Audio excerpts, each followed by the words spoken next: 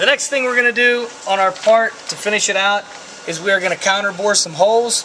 We already did the row of tapped holes. We have the counterbored holes.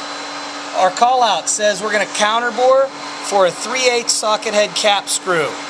Now, to figure out what drill size we have to use, we're going to refer to our counterbore chart that's in our packet that I handed out at the beginning of the year.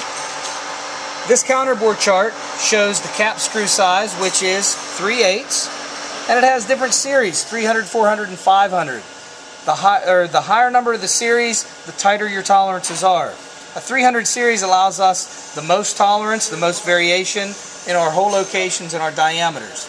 If we go over to the second column, it says pilot size. The pilot size is the diameter on the end of our counterbore. So an example would be this end on a counterbore, that's your pilot. The flute size is the large portion of our counterbore tool.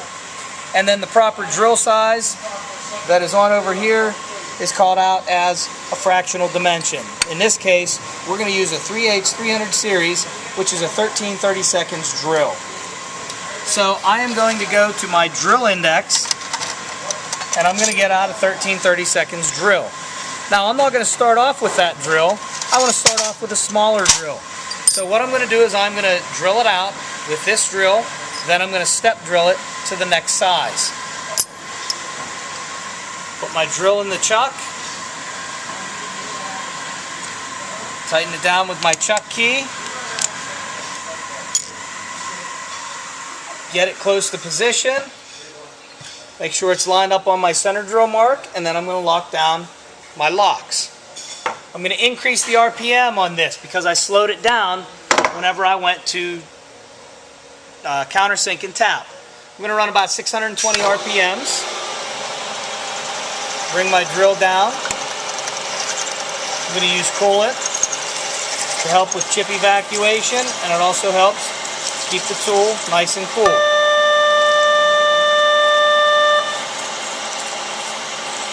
I'm going to drill this the same way I drilled for the tapped holes.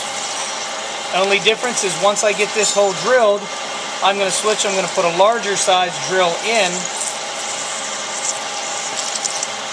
to get my final size. Again, you want to drill a little bit, then you want to stop it, feed a little more, stop it so that it breaks the chip. Now I've got a good hole in here. What I'm going to do is I'm going to switch out.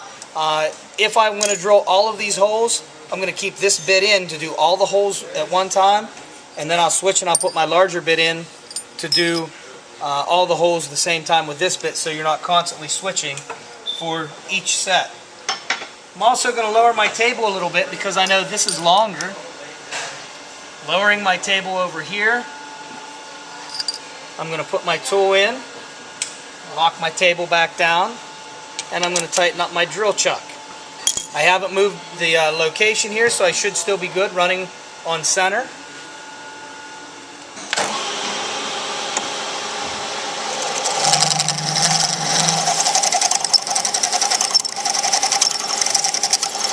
See how I drill, I stop, I drill, I stop, and we're through. And you're going to do that for all of the holes whenever we go to counterbore.